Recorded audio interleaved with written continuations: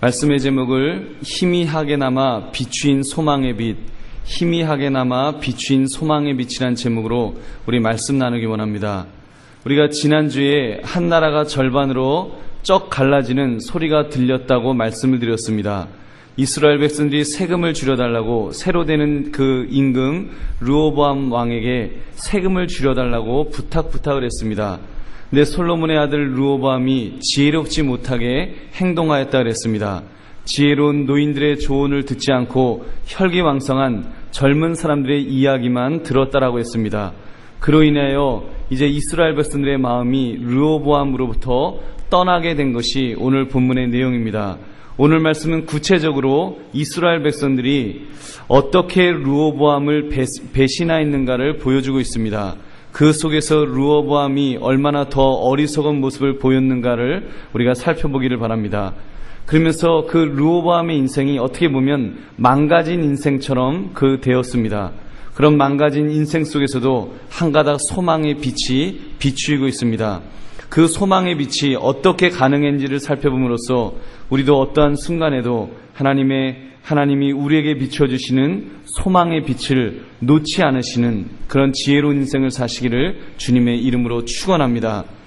첫째, 백성들이 르호보암을 배신하였습니다.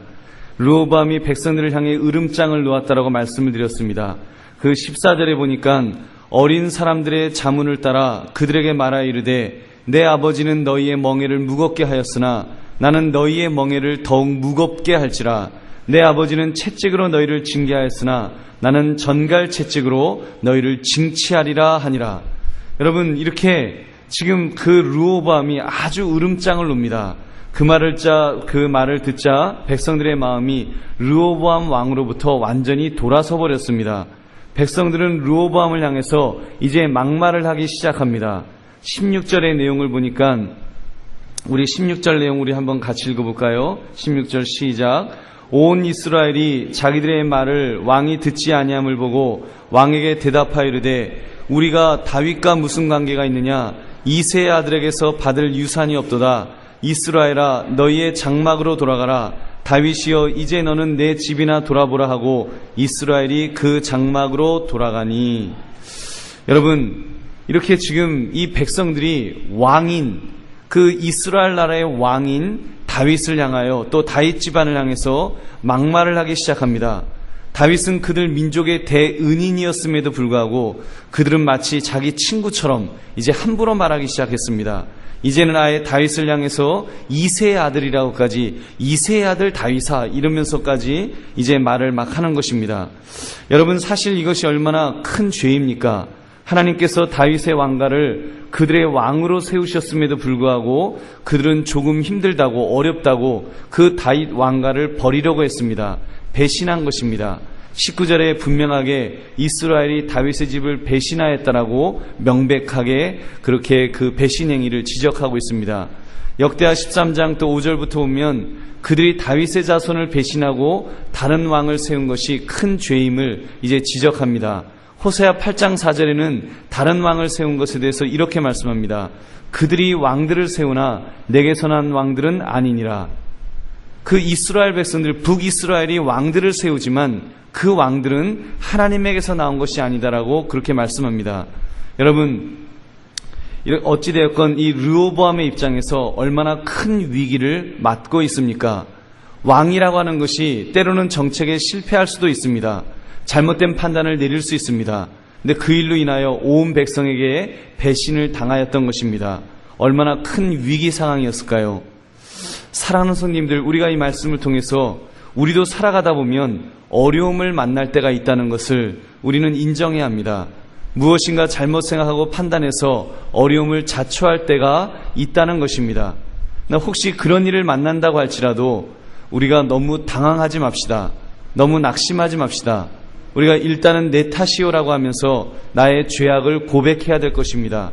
동시에 나만 겪는 고난은 아니라고 하나님을 의지하며 우리가 평정심을 찾아야 될 것입니다. 그러므로 하나님 안에서 우리가 길을 찾아 나갈 수 있는 저와 여러분 되시기를 주님의 이름으로 축원합니다. 두 번째는 르호보암은 그런데 어리석게 처신하였습니다. 그는 어리석게 처신합니다. 문제는 르호보암이 이 어려움을 지혜롭게 해결하지를 못하고 더 어리석게 처신하고 있다는 사실입니다. 그는 백성들이 세금 문제로 실망하여 배신을 하고 있는데 그런 그들에게 아도람을 보내었습니다. 여러분, 아도람이 누구입니까? 18절을 보니까 역군의 감독 아도람이라고 했습니다. 여러분, 역군이라고는 것은 강제에 징집된 사람들을 감독하는 그런 직임이었습니다. 그러니까 아도람이 아마 이 굉장히 악명이 높았겠지요. 한번 그 사람이 으르렁거리면 사람들이 그 기가 죽는 그런 사람이었을 것입니다. 그러니까 아도람을 보내면 이제 백성들이 말을 듣겠지 하고 얼굴 험상궂은 아도람을 보낸 것입니다.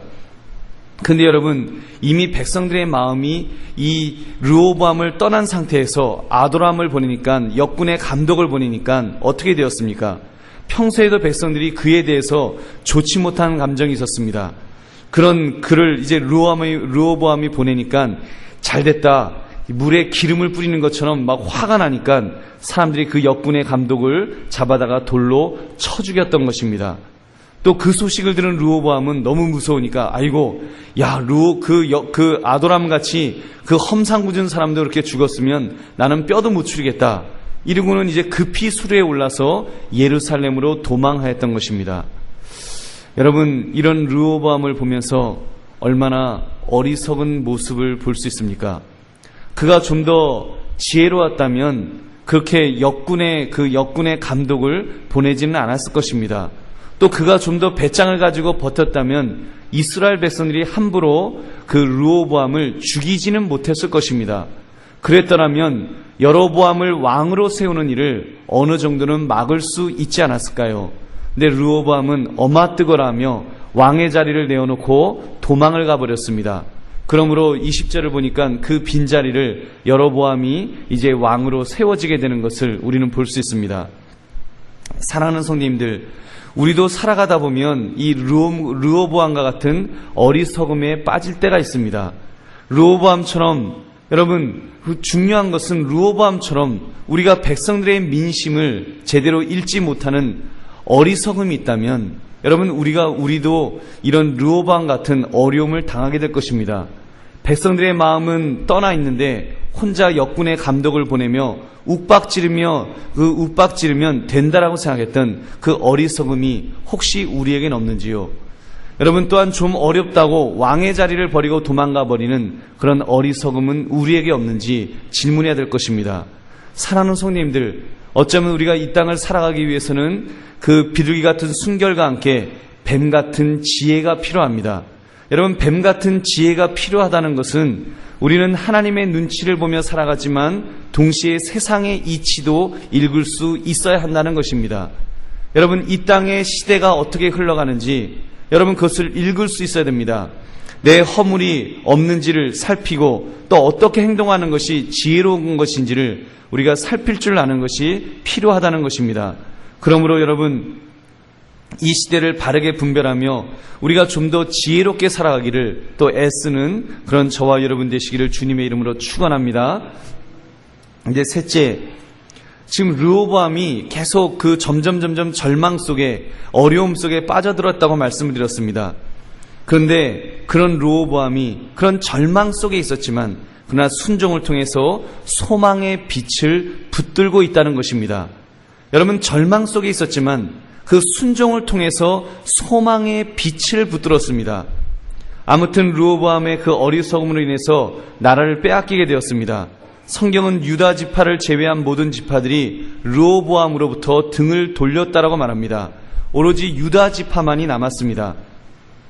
여러분, 르호보암이 그때 어떻게 하였습니까? 그가 예루살렘에 이르러서 이제 유다 온 족속과 베냐민 지파를 모아서 군대를 일으켰습니다. 그때 택한 용사가 18만 명이었다고 합니다. 여기에 베냐민 지파가 나옵니다. 언제는 유다 지파만 남았다고 해놓고는 또 여기서는 베냐민 지파가 나와서 조금 헷갈릴 것입니다. 사실 베냐민 지파는 사울의 지파로 늘 유다와는 반목하는, 그래서 별로 이렇게 그러니까 다윗 왕가를 별로 좋아하는 지파가 아닙니다. 나 지리적인 여건이 유다와 밀접함으로 유다에게 지금 합세하고 있는 것입니다. 근데 또 베냐민의 한쪽인 베델 길갈 여리고 걷는 그 북왕국에 또 가담함으로써 베냐민 지파는 이제 반으로 이렇게 분열되게 됩니다. 아무튼 이 르호보암이 이제 강력한 군대를 모아서 북이스라엘을 치려고 했습니다. 근데 하나님께서 스마야 선지자를 보내셔서 그 전쟁을 막으셨습니다. 여러분 24절의 내용 우리 함께 읽겠습니다. 시작. 여호와의 말씀이 너희는 올라가지 말라. 너희 형제 이스라엘 자손과 싸우지 말고 각기 집으로 돌아가라. 이 일이 나로 말미암아 난 것이라 하셨다라 하신지라. 그들이 여호와의 말씀을 듣고 그 말씀을 따라 돌아갔더라. 여러분 여기에 그 르호보암의 지혜로운 모습이 나옵니다. 첫째는 르호보암이 왕으로서 그래도 이제라도 군대를 모아서 전쟁을 일으키려 한 것은 참 지혜로운 모습입니다. 그는 바보같이 더 이상 벌벌 떨고 있지는 않았습니다.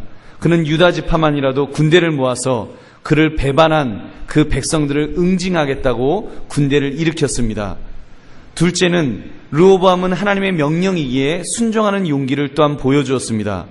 어찌 보면 이 전쟁은 충분히 이길 수 있는 전쟁이었습니다. 왜냐하면 유다 지파는 잘 준비된 용사들이었고 반면에 북쪽은 아직 정비된 것이 없었습니다. 우왕좌왕하고 있었습니다. 충분히 승부수를 둘 수 있는 그런 전쟁이었습니다. 그러나 르호보암은 스마야 선지자를 통해서 전쟁을 하지 말라는 명령을 들었을 때 그는 기꺼이 순종합니다. 비록 절망스러운 비극을 맞이하고 있었지만 그나마 다행스러운 것은 그의 지혜로운 판단입니다. 그는 하나님의 명령에 순종하였다는 것입니다. 여러분 하나님의 명령에 순종하였다는 것, 르호보암이 하나님의 명령 앞에 순종함으로 남쪽 유다는 유다대로 보존되고 북이스라엘은 북이스라엘대로 공존하는 길을 찾게 되었던 것입니다. 사랑하는 성도님들, 이것이 왜 중요합니까? 오늘 우리가 이 말씀을 통해서 우리가 깨달아야 된 것은 르호보암이 그렇게 판단한 것이 왜 중요하다는 것입니다. 이 두 나라로 남쪽 유다와 북쪽 이스라엘로 갈라지는 것, 이것이 하나님의 뜻 아니었습니까? 이거는 하나님의 뜻으로 나온 것이기 때문에 그는 지금 어떤 위기 상황이 있었지만 그러나 적어도 하나님의 말씀 앞에 순종함으로써 하나님의 뜻대로 하나님의 보폭대로 그가 따라가고 있다는 것입니다. 그래서 유다 나라를 보존하고 지켜나가고 하나님의 그 다윗 왕가를 유지시키는 그 뜻을 이어갔던 그 지혜로운 모습을, 그 마지막이지만 그 지혜로운 모습을 우리는 보아야 될 것입니다. 사랑하는 성도님들, 우리가 오늘 말씀을 통해 정말로 이 사실만은 붙듭시다. 어떤 절망적인 상황에서도 우리에게 살 길이 하나 있습니다. 그것은 순종입니다. 저는 하나님의 말씀에 순종하면 여러분 살 길이 있는 줄로 믿습니다. 우리가 또 말씀을 드리고 또 말씀을 드려도 부족함이 없는 진리는 바로 순종함입니다. 순종하기만 하면 죽을 길도 살 길이 열리게 될 줄로 믿습니다. 여러분 만약 그가 전쟁을 일으켜서 이겼다면, 그래서 북쪽 이스라엘 사람들을 다 평정하였다면 어쩌면 그는 더 큰 위기를 만나게 될 것입니다. 왜냐하면 그것이 하나님의 뜻이 아니기 때문에, 여러분 하나님의 뜻은 이미 여로보암에게 그 나라를 주기로 결정하셨기 때문에 그 뜻으로 갔어야만 했습니다. 근데 그가 만약에 불순종하고, 아니 우리가 이렇게 군대가 강력한데 이만한 군대 가지고 이길 수 있다, 그리고 불순종해서 쳐들어갔더라면, 그래서 이겼어도 그는 굉장한 위기일 것입니다. 만약 그가 전쟁에 진다면 여러분 더 우스운 모습이 되지 않겠습니까? 전쟁에 져서 유다 나라가 아예 없어져 버린다면 어떻게 되었겠습니까? 하나님의 약속, 다윗 왕가를 끝까지 유지해 주신다고 하는 메시아가 나오게 될 그 왕가가 거기서 무너졌더라면 어떻게 되었겠습니까? 이때 하나님께서 교통정리를 잘 하셔서 남쪽 유다와 북쪽 이스라엘의 공존의 길을 명령하셨을 때, 그래도 다행스러운 것은, 그래도 절망 속에, 위기 속에, 어려움 속에 그래도 다행스러운 것은 여러분 르호보암이 마지막에 그나마라도 순종한 것이 그에게 복인 줄로 믿습니다. 여러분, 우리가 이 말씀 앞에 우리 자신들을 돌아볼 수 있기를 원합니다. 여러분, 우리도 살아가다 보면 때로는 실수할 수 있습니다. 넘어질 수 있습니다. 무너질 수 있습니다. 절망 속에 빠질 수가 있습니다. 어떤 때는요, 내가 잘한다고 하는데 오히려 더 엉킬 수도 있습니다. 더 꼬일 수도 있습니다. 그래서 도대체가 길이 없는 것처럼 이러지도 못하고 저러지도 못하는 그런 상황까지 갈 때가 있다는 것입니다. 여러분, 그럴 때 어떻게 하시겠습니까? 이제는 절망이라고, 이제는 벼랑 끝이라고 그냥 뚝 떨어져 죽겠습니까? 여러분, 이제는 내 자신을 포기해야 되겠습니까? 아니면 수단 방법 가리지 않고 함부로 그 내 인생을 막 살아는 그런 모습을 가져야 되겠습니까? 여러분, 어떻게 해야 되겠습니까? 우리가 오늘 말씀을 통해서 분명한 것은 절망 속에 빠졌다고 하더라도 진짜 절망은 아닙니다. 그럼에도 불구하고 소망의 빛은 있는 줄로 믿습니다. 여러분, 하나님께서 나를 버리지 않으셨으면, 하나님의 말씀이 내게 있다면 여러분, 소망의 빛이 비추이는 줄로 믿습니다. 여러분이 어떤 절망 속에 있어도 그럼에도 불구하고 그래도 교회에 나올 수 있고, 그래도 예배 드릴 수 있고, 그래도 기도할 수 있고, 그래도 설교 말씀을 들을 수 있다면 소망의 빛은 있는 줄로 믿습니다. 여러분, 어떤 상황에서도 우리가 하나님의 말씀 앞에 순종하려고 할 때 그때 살 길이 있는 줄로 믿습니다. 그럴수록 하나님의 뜻을 여쭈어 봅시다. 그럴수록 하나님이 기뻐하시는 길이 무엇인지를 분별하려고 합시다. 그러므로 하나님이 원하시는 삶을 살아드리는 그런 저와 여러분 되시기를 주님의 이름으로 축원합니다. 말씀을 맺습니다. 여러분, 희미하게나마 비추이는 소망의 빛이라는 말씀을 드렸습니다. 첫째, 백성들이 르호보암을 배신하였다 그랬습니다. 둘째, 르호보암은 더 어리석게 처신하였다 그랬습니다. 셋째, 그러나 르호보암은 순종을 통해 소망의 그 마지막 빛을 그는 붙들었다고 했습니다. 여러분, 그렇습니다. 순종이 중요합니다. 여러분, 우리가 어떤 상황에 있다고 할지라도, 내가 어떤 절망 속에 있다고 할지라도 순종은 중요합니다. 여러분, 주의 말씀이 내게 선포될 때, 주님의 말씀의 빛이 나에게 비추어 올 때, 여러분, 그때 우리 순종합시다.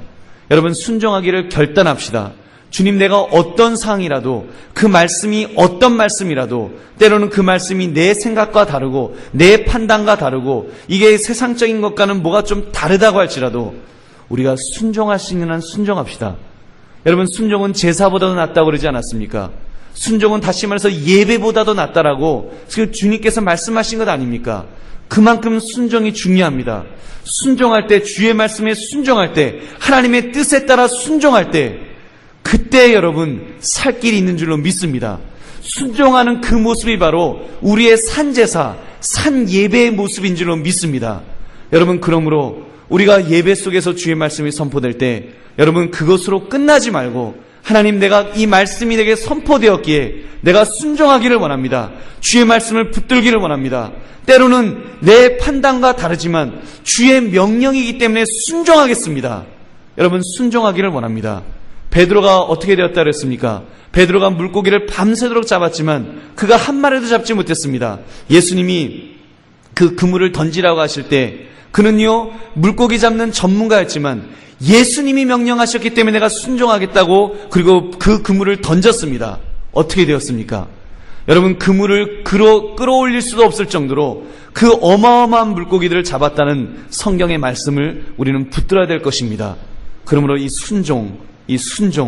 순종하심으로 우리의 인생을 복된 인생으로 이렇게 마지막 또는 마감할 수 있는, 그런 마지막까지 복된 인생으로 살아갈 수 있는 저와 여러분 되시기를 주님의 이름으로